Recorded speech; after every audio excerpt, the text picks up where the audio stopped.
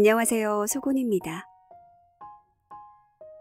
사람들은 죽음 이후를 종종 상상합니다. 아무도 가본 적 없기에 죽음 이후는 늘 많은 상상을 불러일으킵니다. 죽음 이후 자신에게 또 한 번의 기회가 주어진다면 어떨 것 같으세요? 그 기회를 잡으시겠습니까? 오늘 소개할 책은 죽음 이후 삶을 다시 살 수 있는 기회를 얻게 된 주인공의 이야기입니다. 바로 소담 출판사에서 펴낸 봄비눈 작가의 너와 나의 여름이 닿을 때입니다. 갑작스러운 교통사고로 사망하게 된 주인공 백여름은 한 카페에 오게 됩니다. 이 카페는 죽은 사람들이 저승으로 가기 전 머무는 공간으로 BCD 카페로 불리는데요. B는 탄생을 뜻하는 벌스에서 D는 죽음을 뜻하는 데스를 의미합니다. 그렇다면 C는 무엇일까요? 혹시 선택을 의미하는 초이스를 떠올리셨나요? 저도 그랬습니다. 하지만 이 책에서는 초이스가 아닌 찬스를 말합니다. 우리에게 삶이 끝나고 죽음으로 가는 사이 단 한 번의 기회가 있다고요.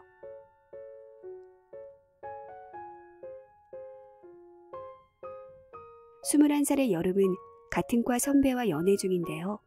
우연히 알게 된 유현이 신경 쓰이기 시작합니다. 우연한 만남이 잦아지고 그와 시간을 보낼수록 그에게로 향하는 자신의 마음을 어쩔 수 없는데요. 여름은 자신의 남자친구에게 상처 줄 수 없기에 자신의 감정을 속인 채 유현을 밀어냅니다. 그렇게 끝난 여름의 첫사랑은 아주 오랜 시간이 지나서도 그녀의 마음속에 남게 되는데요. 죽음 이후 그녀는 자신에게 주어진 기회를 그때 그 시간으로 돌아가는데 쓰기로 합니다. BCD 카페를 이용하기 위해서는 몇 가지 주의사항들이 있습니다. 모든 계약자에겐 1년의 기회가 주어지는데 단 때에 따라 기회가 주어지지 않거나 여러 번 기회가 주어지기도 한다는 것. 또 BCD 카페에 대한 내용을 발설해서는 안 된다는 내용 등이 있습니다.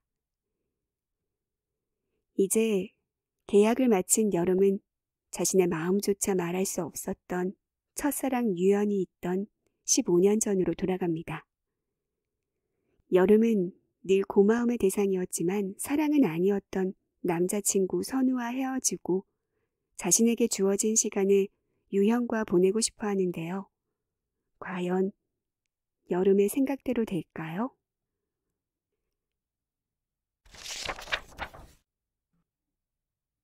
D-Day 28 뜨거운 태양이 내리쬐는 8월. 우리는 거제로 떠났다. 지난 생에 선우와 함께 와서 유연이를 생각했던 곳이었다. 보고 마음이 혼란스러웠지만 이번 여행은 내 삶의 마지막 여행이기에 마음껏 사랑하고 충분히 행복하고 싶었다. 만약 유연이의 마음이 변했어도 많이 웃고 떠들다 보면 돌아올 거란 기대감에 부풀었다. 여름의 거제는 여전히 아름다웠다. 조금 들뜬 나와 달리 유연이는 차분해 보였다. 하지만 이틀 전과 달리 대화에 집중했고 중간중간 미소 지었다. 작은 미소만으로 그동안의 마음고생이 보상받는 기분이었다. 우린 아주 박지도 아주 가라앉지도 않을 정도의 텐션으로 대화를 주고받았다. 바람의 언덕을 둘러보고 몽돌 해변에서 동그란 돌멩이를 몇 개 던진 뒤 숙소에 도착했다. 펜션 주인분께선 우리가 예약했던 바베큐를 내어주셨다. 내가 샤워를 하고 나오니 유연이는 발갛게 익은 얼굴로 고기를 굽고 있었다. 말을 걸 수 없을 만큼 열심이었다. 그 모습이 지금까지 서먹하게 군 것에 대한 사과로 느껴졌다. 유연아, 고기 구워줘서 고마워. 숯불에 구워 먹으니까 더 맛있다. 그에게 환한 미소를 보이자 그가 흐르는 땀을 닦으며 말했다. 다행이다. 많이 먹어, 여름아. 그가 내 이름을 부르는 게 얼마만인지 드디어 내가 알던 그로 돌아온 것 같았다. 많이 더웠지. 콜라 줄까? 나도 오늘은 맥주 마실게. 오랜만에 같이 맥주 마시니까 좋다. 하이트캔을 따서 그에게 건넸다. 우리는 나쁘지 않은 분위기로 대화를 이어갔다. 먹은 걸 정리하고 숙소로 들어가려 하는데 유연이 무언가 결심한 표정으로 말했다. 여름아, 우리 산책할래? 걷고 싶어. 할 말도 있고. 그가 하려는 말이 무엇일까? 궁금하기도 하고 두렵기도 했다. 어두운 오솔길 사이 눈이 부시지 않을 정도의 은은한 가로등이 불을 밝히고 있었다. 먼발치에서 들리는 파도 소리와 사방에서 들리는 귀뚜라미 소리가 조화로웠다. 여름아. 한참을 걷다가 멈춰선 그가 나를 불렀다. 그의 얼굴을 바라보았다가 눈을 피했다. 내가 알던 그의 눈빛이 아니었다. 그런데 어디선가 이런 눈을 본 적이 있는 것 같다는 기시감. 그 느낌을 몇 초 뒤에 알 수 있었다. 그만 만나자. 그의 마음이 이전과 다르다는 건 알고 있었지만 이별까지 생각한다고는 상상조차 하지 못했다. 혹시 말을 잘못 뱉은 건 아닐까? 그가 내게 헤어지자고 할 리 없다. 슬프기보단 혼란스러웠다. 정신이 아득하여 깊은 숨만 들이마셨다. 나 교환학생 가기로 했어. 아, 그래? 근데 그거랑 헤어지는 거랑은 가을 씨랑. 그가 내 말을 끊으며 말했다. 그의 말에 심장이 덜컥 내려앉았다. 심장에서 비가 한꺼번에 모두 빠져나가는 것 같았다. 그 이름 하나가 내가 할 수많은 질문을 덮어버렸다. 더 이상 이유를 묻지 말라고 완전히 선을 그어버린 것이다. 그녀는 매력적이었지만 유연이가 흔들리지 않는다고 확신했었다. 그녀를 향한 그의 눈빛엔 분명 어떤 감정도 담겨있지 않았다. 그런데 이게 무슨 일이란 말인가? 나는 그 자리에 서서 그의 눈을 바라보았다. 세상이 멈춘 것 같이 고요했다. 계속 들리던 파도 소리와 귀뚜라미 소리도 들리지 않았다. 곧이어 입 밖으로 새어나온 작은 신음 이후 귀뚜라미 소리가 다시 들렸다. 마치 시간이 멈췄다가 다시 흐르는 듯했다. 눈물을 흘리지 않으려 애써 입술을 깨물었다. 그를 붙잡아야 하는데 계속 울기만 할 순 없었다. 적어도 내 마음은, 내 진심은 그에게 전해야 하지 않겠는가. 하지만 무슨 말을 어떻게 꺼내야 할지 아무 생각도 나지 않았다. 머릿속이 하얗다는 말은 관용어구인 줄 알았는데 정말 단어 그대로 새하얗게 변했다. 정신을 차리기 위해 입술을 세게 깨물었더니 연한 피맛이 입안에 감돌았다. 그는 내 입술을 바라보곤 미간을 찌푸렸다. 그게 무슨... 왜? 시야가 부옇게 번지고 목이 메었다. 일부러 여행 와서 이야기했어.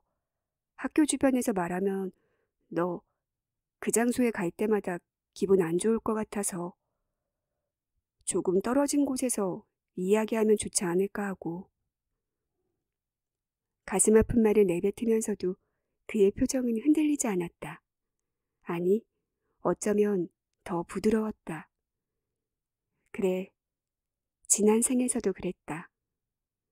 그는 따뜻한 표정으로 나에게 이별을 고했다. 그때도 설마 가을씨였을까? 그와 함께 교환학생을 간다던 사람. 유연이는 여전히 따뜻했고 그의 눈빛은 여전히 사랑 같았다. 그러나 그 입에서 나오는 말은 그것과 정반대의 것이었다. 내가 너란 사람을 이렇게 몰랐던 걸까? 다정한 눈과 다르게 매서운 말을 뱉는 그 입을 바라보며 혹시 이게 꿈은 아닐까 생각했다. 도망치고 싶은데 보이지 않는 무언가가 내 발을 잡고 놓아주지 않는 악몽 같았다. 가을 씨랑 오래 만났어?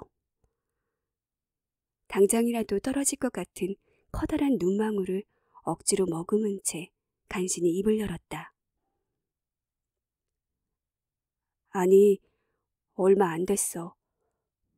좋은 사람이더라고. 그는 여전히 담담한 얼굴로 말했다. 억지로 살짝 올리려는 입꼬리가 마치 어금니를 꽉 깨물고 있는 것처럼 보였다. 그는 애매한 사람이 아니었다. 이쪽 저쪽 재며 고민하는 나와 달리 그는 한 방향으로 우직하게 걷는 사람이었다. 그가 이렇게 모진 말을 내뱉는 경우라면 나에 대한 마음 정리를 모두 마친 것이 분명했다. 하얀 머릿속에 검은 실들이 여기저기서 튀어나와 얽히고 설켰다. 시간이 얼마 없다. 그는 내가 붙잡아도 떠날 것이다. 그러나 내가 할 수 있는 유일한 일은 그를 붙잡는 것뿐이었다. 내가 너를 보기 위해 미래에서 왔다고 나는 한 달 뒤면 이 세상을 떠나니 제발 딱 한 달간만 아무 일도 없었던 것처럼 나를 사랑해달라고. 아니, 내가 너를 사랑하게만 해달라고.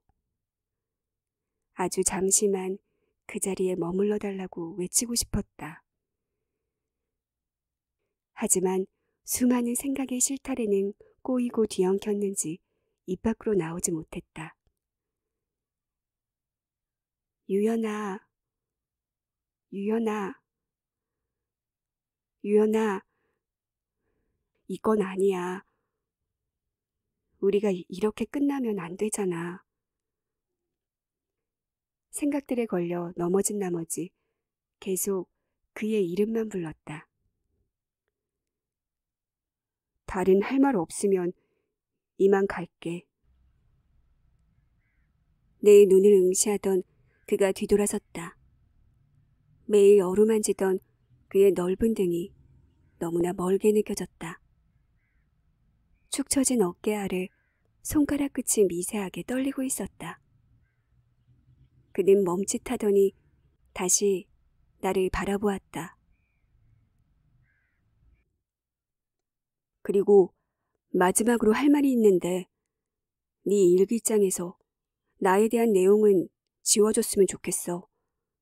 그렇게 자세히 기록되어 있는 거 불편해. 그와 내가 사랑한 기억들, 그 추억들까지 없앴으면 좋겠다니 검은 하늘이 안개 낀 듯 뿌옇게 보였다. 유연아, 나한테 한 달만 시간을 줘. 딱 한 달만. 마지막 남은 힘을 짜내어 그를 붙잡아 보았지만 그는 일말의 여지도 주지 않았다. 아냐, 우리 좋았던 시간까지 얼룩지게 하지 말자. 알잖아. 이런 말이 길어질수록 추억도 변색되는 거. 그의 모진 말에 내 팔은 힘없이 아래로 툭 늘어졌다. 정신을 붙잡고 있지 않으면 금세라도 쓰러질 것 같았다. 그는 표정 없는 두 눈으로 나를 응시했다. 몇 주 전 그의 수첩 마지막 장에 빼곡히 적혀있던 문장이 떠올라 가슴이 시큰거렸다. 아닌 건 아닌 거다. 뜻을 물어보지 못했는데 나를 향한 말이었나? 그에게 나는 더 이상 의미 있는 존재가 아닌 걸까? 점점 멀어지는 그의 등을 수평선 너머로 지는 해를 보듯 한참 바라보았다. 그는 서서히 멀어지더니 아예 암흑 속으로 사라졌다.